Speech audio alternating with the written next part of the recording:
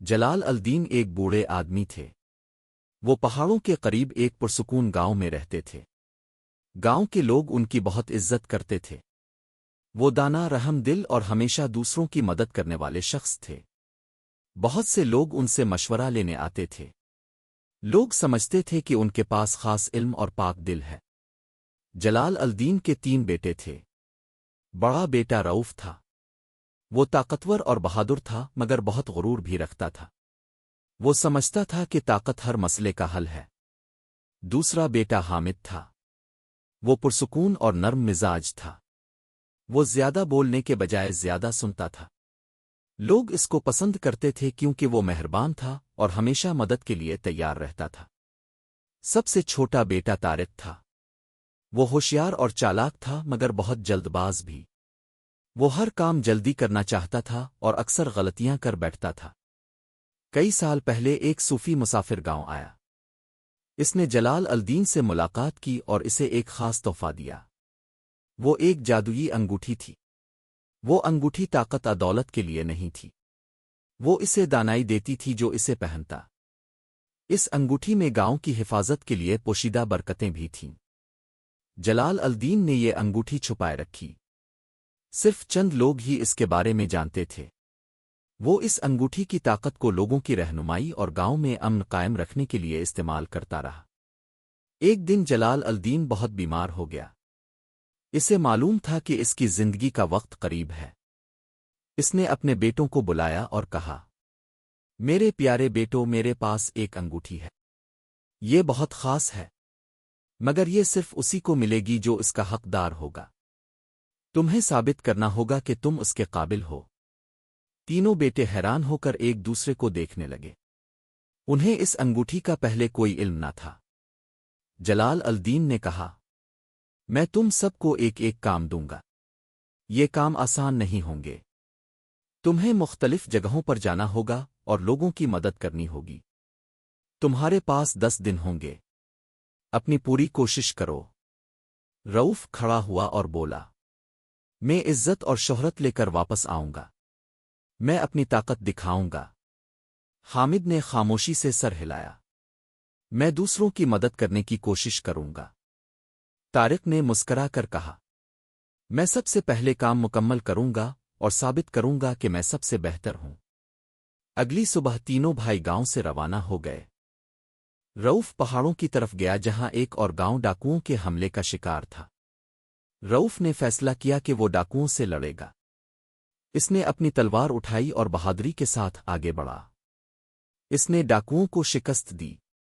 گاؤں کے لوگ خوش ہوئے مگر رؤف نے ان سے کہا کہ اس نے یہ سب اس لیے کیا تاکہ وہ اگلا لیڈر بن سکے۔ اسے تعریف اچھی لگی اور وہ چاہتا تھا کہ سب اسے سراہے۔ حامد ایک غریب گاؤں گیا جہاں ایک یتیم خانہ مدد کا محتاج تھا۔ بچے بھوکے تھے اور ان کا گھر ٹوٹا پھوٹا تھا۔ حامد نے خاموشی سے کام شروع کیا۔ اس نے چھت مرمت کی، کھانا پکایا اور بچوں کے ساتھ کھیلا۔ اس نے کسی کو نہیں بتایا کہ وہ کیوں آیا ہے۔ اس کا مقصد صرف مدد کرنا تھا۔ طارق نے سنا کہ جنگل میں ایک چھپا ہوا خزانہ ہے۔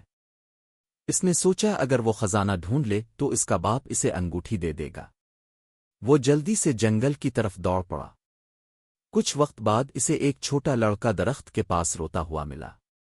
وہ بچہ گم ہو چکا تھا اور ڈرا ہوا تھا۔ طارق پہلے اسے چھوڑ کر آگے جانا چاہتا تھا مگر دل میں کچھ بولا اور اس نے بچے کی مدد کی۔ اس کا ہاتھ پکڑا اور اسے اس کے گاؤں چھوڑ آیا۔ جب وہ دوبارہ جنگل میں واپس گیا تو خزانہ کہیں نہ تھا۔ وہ ایک جال تھا اور طارق خوش نصیب تھا کہ بچ گیا۔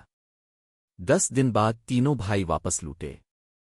جلال الدین اپنے بستر پر آرام کر رہا تھا۔ اس نے ہر بیٹے کی کہانی سنی۔ رؤف نے کہا، میں نے ڈاکوؤں سے جنگ کی۔ لوگ میری بہادری کی تعریف کر رہے تھے۔ حامد نے کہا، میں یتیم بچوں کی مدد کے لیے گیا۔ انہیں کھانا اور رہائش کی ضرورت تھی۔ میں نے جو بن پایا کیا۔ طارق نے کہا، میں خزانے کی تلاش میں گیا تھا۔ راستے میں ایک گمشدہ بچے کی مدد کی۔ میرا خیال ہے میں نے صحیح فیصلہ کیا۔ جلال الدین نے خاموشی سے انہیں دیکھا۔ پھر بولا، تم سب نے کوشش کی، تم سب نے کچھ اچھا کیا، مگر امتحان ختم نہیں ہوا۔ انگوٹھی خود اس شخص کو چانے گی جو اس کے لائق ہو۔ اسی رات ایک عجیب واقعہ پیش آیا۔ جادوئی انگوٹھی جلال الدین کے صندوق سے غائب ہو گئی۔ کوئی اسے ڈھونڈ نہ سکا۔ اگلی صبح گاؤں میں عجیب مسائل شروع ہو گئے۔ فصلیں سوکھنے لگیں، جانور بیمار ہو گئے اور آسمان سیاہ ہو گیا۔ گاؤں کے لوگ ڈر گئے۔ وہ جلال الدین کے پاس آئے اور بولے، یہ سب کیا ہو رہا ہے؟ سب کچھ کیوں بگڑ رہا ہے؟ جلال الدین کچھ نہ بولا۔ اس نے صرف اپنے تینوں بیٹوں کی طرف دیکھا۔ اسے معلوم تھا کہ اصل امتحان تو اب شروع ہوا ہے۔ انگوٹھی غائب ہو چکی تھی اور گاؤں کا سکون بھی۔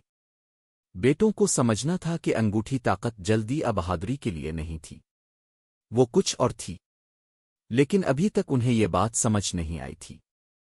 گاؤں انتظار کر رہا تھا اور جلال الدین نے آنکھیں بند کر لیں۔ کہانی ختم نہیں ہوئی تھی، یہ تو ابھی شروع ہوئی تھی۔ اگلی صبح گاؤں پریشانی سے بھر گیا۔ فصلیں سوکھی ہوئی لگ رہی تھیں، جانور بے چین تھے اور آسمان سرمئی تھا، حالانکہ بارش کا موسم نہیں تھا۔ لوگوں نے سوچا کہ کچھ برا ہوا ہے۔ کچھ نے کہا کہ جلال الدین کی انگوٹھی کی برکت ختم ہو گئی ہے۔ تینوں بیٹے نہیں جانتے تھے کہ کیا کریں۔ رؤف غصے میں تھا۔ یہ انگوٹھی کس نے لی؟ ضرور کوئی چال ہے، اس نے زور سے کہا۔ ہمیں فوراً اسے ڈھونڈنا ہوگا۔ طارق نے غور سے ادھر الفادیر دیکھا۔ شاید کسی نے چرائی ہے۔ ہمیں گاؤں کے ہر فرد کو چیک کرنا چاہیے۔ لیکن حامد خاموش رہا۔ وہ گہرائی سے سوچ رہا تھا۔ اسے یاد آیا کہ انگوٹھی طاقت کے لیے نہیں بلکہ دانائی کے لیے تھی۔ اسے لگا شاید یہ بھی آزمائش کا حصہ ہے۔ جلال الدین نے اپنے بیٹوں کو دوبارہ بلایا۔ وہ پہلے سے زیادہ کمزور لگ رہا تھا۔ بیٹو، اس نے کہا، انگوٹھی کھو گئی ہے اور گاؤں مصیبت میں ہے۔ یہ اب صرف تمہاری آزمائش نہیں بلکہ پورے گاؤں کی آزمائش ہے۔ تم سب کو اپنے اپنے طریقے سے مدد کرنی ہوگی۔ جب صحیح راستہ اختیار کیا جائے گا، انگوٹھی واپس آ جائے گی۔ رؤف کھڑا ہوا۔ میں دن رات گاؤں کی حفاظت کروں گا۔ اگر کسی نے نقصان پہنچانے کی کوشش کی تو میں اسے روک دوں گا۔ طارق نے کہا، میں ہر گھر اور کھیت کی تلاشی لوں گا۔ انگوٹھی اس کا کوئی سراغ ضرور ملے گا۔ حامد نے بس اتنا کہا، میں لوگوں سے بات کروں گا۔ ان سے پوچھوں گا کہ انہیں کس چیز کی ضرورت ہے اور ان کی مدد کروں گا۔ رؤف تلوار لیے گاؤں میں چکر لگانے لگا۔ وہ سرحدوں کے پاس کھڑا ہوتا اور راستوں پر نظر رکھتا۔ اسے یقین تھا کہ اس کی طاقت گاؤں کو محفوظ رکھے گی۔ طارق ہر گھر میں گیا، سوال کیے۔ اس نے کھیتوں اور جنگل کے کنارے تک دیکھا، یہاں تک کہ مسجد اور مدرسہ بھی چھان مارا۔ دوسری طرف حامد کسانوں کے پاس گیا۔ ان کے ساتھ مل کر فصلوں کو پانی دیا۔ بیماروں کو جڑی بوٹیاں لا کر دیں۔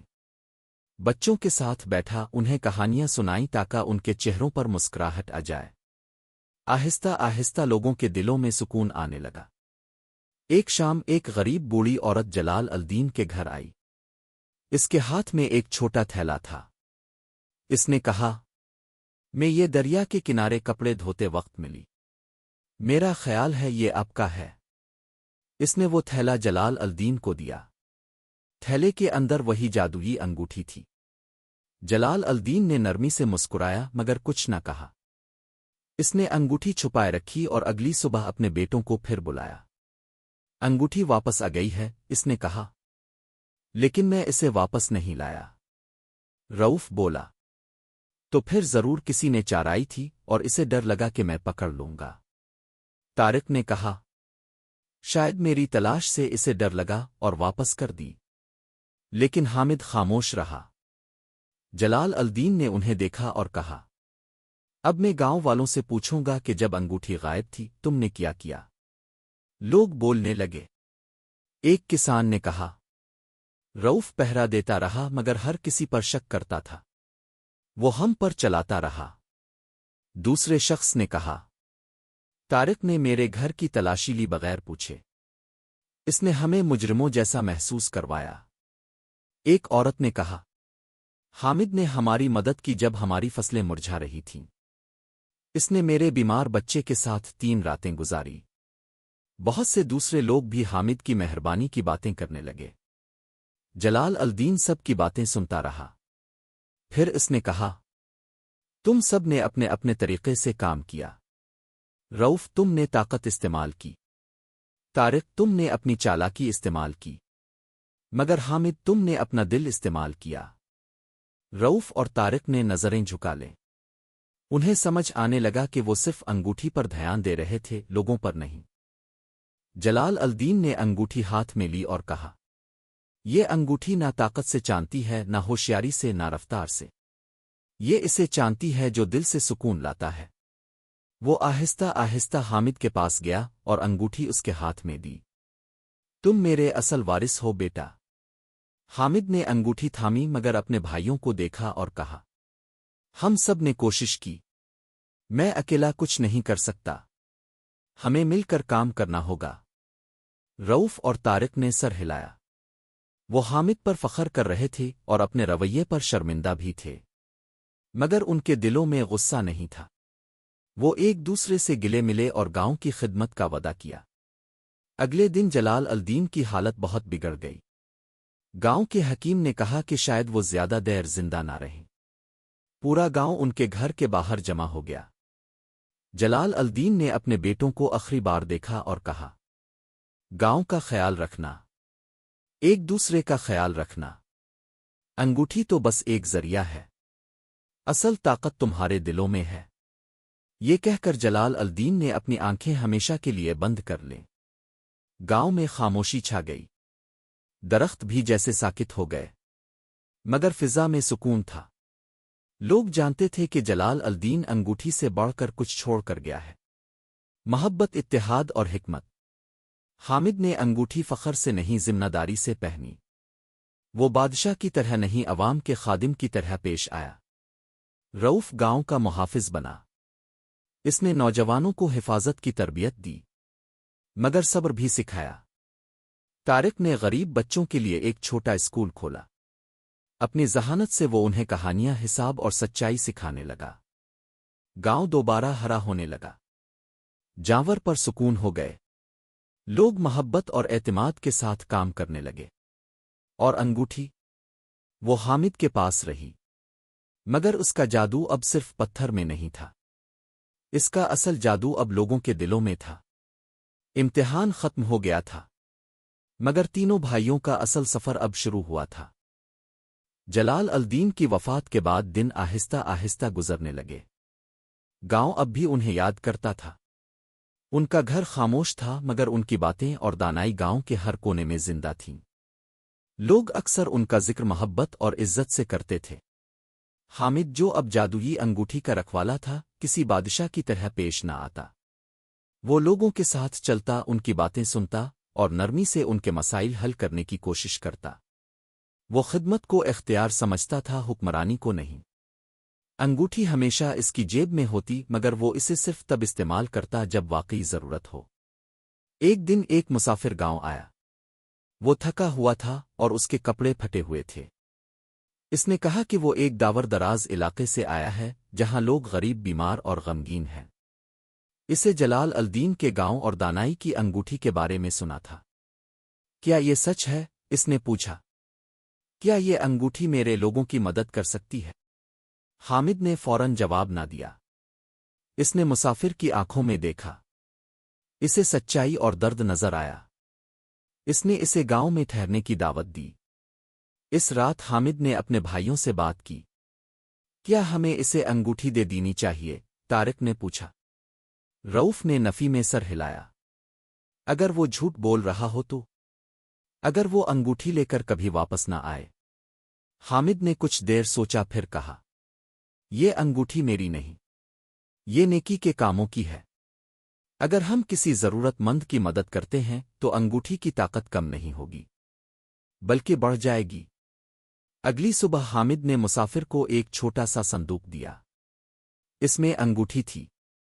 لے جاؤ، اس نے کہا، دانائی سے استعمال کرنا، مگر وعدہ کرو ایک دن واپس آؤ گے اور ہمیں بتاؤ گے کہ تم نے کیا کیا۔ مسافر حیران رہ گیا۔ اس نے آنکھوں میں آنسو لیے حامد کا شکریہ ادا کیا۔ وہ انگوٹھی کو اپنے دل سے لگا کر گاؤں سے رخصت ہو گیا۔ گاؤں کے لوگ حیران تھے۔ تم نے انگوٹھی کیوں جانے دی؟ بہت سے لوگوں نے پوچھا۔ اگر ہمیں دوبارہ اس کی ضرورت پڑ گئی تو؟ حامد نے مسکرا کر کہا، انگوٹھی صرف رہنمائی ہے، اصل طاقت ہمارے اندر ہے۔ اگر ہم نیکی کرتے رہیں تو ہمیں کسی جادو کی ضرورت نہیں پڑے گی۔ شروع میں کچھ لوگ ناخوش تھے۔ وہ ڈرتے تھے کہ بارے دن واپس آ جائیں گے، مگر ہفتے گزر گئے اور گاؤں پرامن رہا۔ فصلیں اگتی رہیں، پانی بہت۔ حامد، رؤوف اور طارق نے اپنا کام جاری رکھا۔ ایک دن آسمان پر کالے بادل چھا گئے، تیز ہوائیں چلنے لگیں۔ ایسا طوفان آیا جو کبھی نہ آیا تھا۔ درخت گر گئے، چھتیں الفاڑ گئیں اور دریا الفابلنی لگا۔ لوگ جان بچانے کے لیے دوڑنے لگے۔ گاؤں مصیبت میں تھا۔ رؤوف نے مضبوط لوگوں کو اکٹھا کیا اور دریا کو روکنے کی کوشش کی۔ طارق نے بچوں کو ایک محفوظ جگہ پر پہنچایا۔ حامد بارش میں بھیگتا ہوا بوڑھوں کی مدد کرتا اور روتے بچوں کو تسلی دیتا رہا۔ طوفان ساری رات چلتا رہا۔ صبح ہوئی تو بہت نقصان ہو چکا تھا، مگر ایک بھی جان نہیں گئی تھی۔ سب نے ایک دوسرے کی مدد کی تھی۔ گاؤں بچ گیا تھا۔ اسی دن ایک چھوٹا پرندہ آسمان سے الفاڑتا ہوا آیا۔ اس کی چونچ میں ایک چمکتی چیز تھی۔ اس نے وہ چیز حامد کے سامنے گرا دی۔ وہ وہی انگوٹھی تھی۔ سب حیران رہ گئے۔ کیا یہ وہی انگوٹھی ہے؟ لوگوں نے پوچھا۔ حامد نے اسے الفاٹے الف اور مسکرا کر کہا، ہاں، یہ واپس آ گئی ہے۔ رؤوف نے کہا، شاید وہی مسافر نے بھیجی ہو۔ طارق بولا، شاید انگوٹھی نے ہماری اتحاد کو دیکھا اور لوٹ آئی۔ حامد نے آسمان کی طرف دیکھا اور کہا، یہ انگوٹھی وہیں جاتی ہے جہاں اس کی ضرورت ہو۔ یہ کسی کی ملکیت نہیں۔ یہ تب آتی ہے جب لوگ محبت سے ایک ساتھ کام کرتے ہیں۔ اس دن کے بعد انگوٹھی کسی کی جیب میں نہیں رکھی گئی۔ اسے گاؤں کی مسجد میں ایک سادہ سے صندوق میں رکھا گیا۔ صندوق پر یہ الفاظ لکھے گئے، دل سے خدمت کرو، سچائی سے رہنمائی کرو۔ سال گزرتے گئے، تینوں بھائی بوڑھے ہو گئے۔ انہوں نے گاؤں کو پھلتے پھولتے دیکھا۔ بچے کھیلتے، کھیت سرسبز اور چہرے مسکراتے رہے۔ رؤوف ایک دانا محافظ بن گیا۔ اس نے نوجوانوں کو طاقت کے ساتھ ساتھ صبر بھی سکھایا۔ طارق ایک بڑا الفاستد بن گیا۔ اس کا اسکول بڑا اور دور دور سے طلبہ سیکھنے آنے لگے۔ حامد ایک نرم دل رہنما رہا۔ وہ سنتا، مدد کرتا اور یاد دلاتا کہ نیکی چھوٹے چھوٹے کاموں میں چھپی ہوتی ہے۔ ایک شام وہی پرانا مسافر واپس آیا۔ اب وہ بوڑھا ہو چکا تھا، اس کی داڑھی سفید ہو چکی تھی۔ اس کے پیچھے کئی علاقوں کے لوگ تھے۔ اس نے کہا، انگوٹھی نے ہماری مدد کی، مگر انگوٹھی سے بڑھ کر تمہاری مہربانی نے ہمیں امید دی۔ ہم نے تمہاری کہانی سے سیکھا، اب ہم دوسروں کو سکھاتے ہیں۔ اس نے انگوٹھی گاؤں کو واپس دینا چاہی، مگر حامد نے کہا، رکھ لو، اسے سفر کرنے دو، اسے ان لوگوں تک پہنچنے دو جنہیں اس کی ضرورت ہے۔ اور یوں انگوٹھی پھر ایک نئے سفر پر روانہ ہو گئی۔ گاؤں نے اسے دوبارہ کبھی نہ دیکھا، مگر اسے کبھی ضرورت بھی نہ پڑی، کیونکہ جادو صرف انگوٹھی میں نہیں تھا، وہ ان لوگوں کے دلوں میں تھا جنہوں نے سیکھا محبت کرنا، معاف کرنا اور سچ کے ساتھ جینا۔ اور جلال الدین کی کہانی زندہ رہی، صرف اس کے بیٹوں میں نہیں، بلکہ ہر اس دل میں جس نے یہ کہانی سنی اور نیکی کا راستہ چانا۔